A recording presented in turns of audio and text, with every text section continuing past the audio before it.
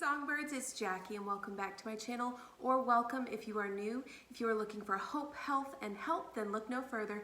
You've come to the right place. So I am sitting here in my parents' really beautiful new sunroom. Is that what it's called, Dad? Yeah. A sunroom. And you can see, I'll have to show an image of it sometime. It's just so pretty. It's windows like all the way around. And so it has really nice lighting. But I thought we would kind of take a little turn from what I normally do on the channel because I had kind of been wanting to do a Bible study. And with Corona kind of happening, because we're still kind of in these times of uncertainty, it was not really possible for everybody to get together to do a Bible study, and nobody was really having anything where they're actually meeting in person. And at my house currently, we don't have the capabilities to do like a Zoom type conference. So I thought this would be the best way to give you some of the Bible study information if you'd like to follow along. If this isn't your thing, there's going to be other content too that's coming your way on this channel. But the Bible study, in case you're interested in getting the book for yourself, it's not supposed to be this way. And it's by Lisa Turkhurst. I'm not sure if I've pronounced that right, but I'm sure many of you are fans of hers. This is one of my first introductions into her writing. She's got a great ministry, and I've fallen in love with her already. I'm only on chapter 2. And her writing is just so down to earth and so very real and heartfelt. And so I know that you will enjoy this as well. We're going to break this up into 2 chapters per week. So this should go through the month of September. And so I encourage you to get the book. I think on Kindle it's relatively inexpensive, as well as Amazon Prime, free shipping. And if you don't want to get the book, or you don't maybe have time to read in the schedule, that's perfectly fine. I will do the reading for you, and you can just sit back and relax and enjoy as we go through this book together. So I'm going to try to dive right into it, and hopefully these next sessions won't be too terribly long so that you can kind of digest each section in bite-sized chunks, because I want you to get the most out of this without having to spend a lot of time away from your other activities. I know there's many busy mamas out there that might be watching this. So going through the first section, if you don't know Lisa's story, she details a lot of what happened in her faith. I believe it was a year or 2 ago. And she talks about in detail her discovering that her husband was going outside the marriage. And it's heartbreaking to read, especially those first 2 chapters. And I think what's difficult about it is it's so relatable in so many ways, because even if you haven't been through something specifically like that, you might be going through something that is just one of the biggest disappointments of your life. Maybe you're going through that right now. I know I'm kind of feeling like I'm in limbo land, not really sure what the next step is. And she describes a lot, especially in the 2nd chapter, feeling like dust. And I think that's such a beautiful way to describe it, because we do puzzle pieces. That's why I was kind of gesturing over here on this table. But sometimes we can go through disappointments that are so incredibly difficult that they leave you with nothing left to put together. So there's not even puzzle pieces. It's just particles of dust. And I loved that description, because that is just, there's just no better word for that. Have you ever felt that way, where you felt like your life has just completely been undone, and everything that you thought was going to happen has been thrown away, and you're just left with no pieces even to put together anymore? And maybe you're feeling that way right now, and God knows what's on your heart. But I think one of the hardest things that has been for most of us, and talking with my vocal students as well, has been the isolation and not being able to talk to other people as much as we used to face to face. And I think about in chapter 1, page 7. If you have your book, you can pull that out. She's got a little side footnote right here that says, if the enemy can isolate us, he can influence us. And I think that's very true for today's time. This is not an easy time. And the fact that we are also expected to either quarantine or to socially distance from one another, that's not how God designed us to be. So I think this is an especially difficult season for all of us, especially Christians. And then going further, there was a part in the first chapter that really resonated with me as a musician and as a singer. And I just wanted to share it with you because I think about my students, especially my young teenage students that really, really love to pick music that's on the radio, and they love to sing along with the person on the radio because it gives them confidence.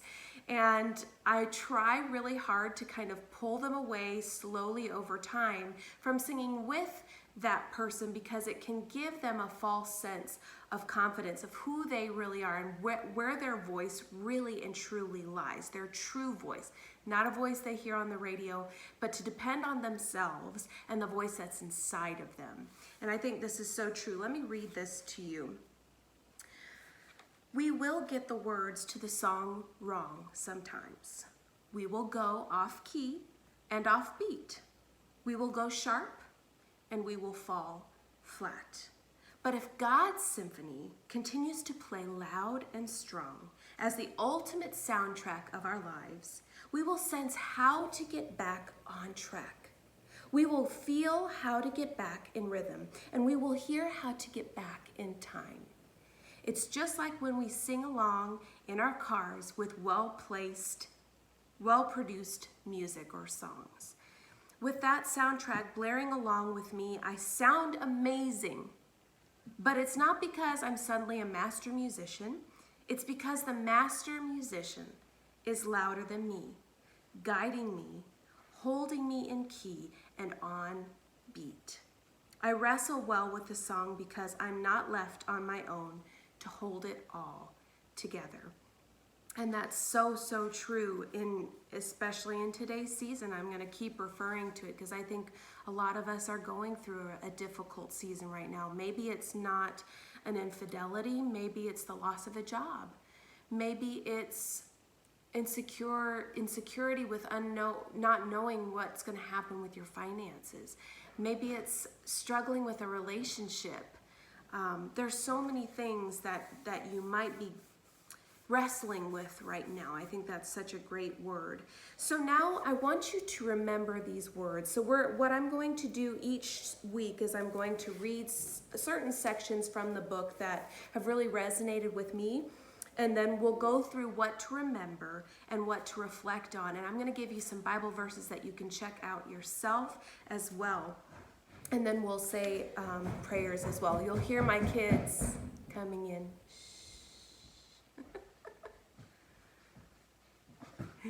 It's okay. If you're quiet, you may be in here, okay? Yeah, okay. Don't put your popsicle on. Thank you. Okay, so we're going to go through what to remember during this time. Sometimes to get your life back, you have to face the death of what you thought your life would look like. And disappointment is that feeling things should be better than they are. And disappointment isn't proof that God is withholding good things from us. Sometimes it's His way of leading us home. And we will never appreciate or even desire the hope of true love if lesser loves don't disappoint. I love that. And in the new Eden, we won't need to wrestle well because we will be well. And so I want you to reflect on these questions. And what I would love for you to do in your own time at home is get a journal. This is my journal that I've been using. I use it in my morning time journal writings, and I love to have prompted questions. So I can send those to you as well, but I'm going to speak them here. And I have a bunch of little sticky notes here that I like to use. They're really, really helpful to kind of mark your place and to find things that you want to go back and reflect on. So here are the questions for this week. And I apologize for everything that's going on in the background. It is what it is.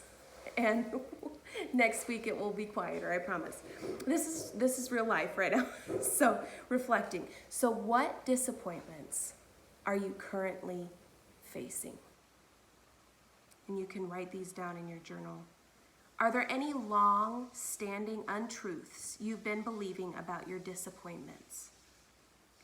As you look back and consider the past, what gifts have come out of your disappointments? I think it's important to find gratitude in the seasons that are most difficult, because there is always good that comes out of the mess and the dust that she so eloquently talks about in here. And in what ways can you learn to wrestle well in the midst of your right now life? And how does this teaching on the Garden of Eden help you have a better understanding of what you're going through? And I think about how Jesus restored the blind man's sight by using a little bit of dust and just a little bit of the saliva from his mouth. And I think if that is the only ingredient that he needs to restore sight, think of what he can do for your life. Will you pray with me today? Father, living in the messy middle between two gardens is so trying at times. Teach me to wrestle well between my faith and my feelings when life disappoints in ways I never imagined. My disappointments don't feel like a gift at all, but I'm going to trust you, the giver of good gifts. Release an atmosphere of hope in my life right now, I pray. In Jesus' name, amen. I hope that you enjoyed this little bit of a blessing. It's really touched my heart, and I hope that it touches yours too and puts a song in your step for the rest of the week.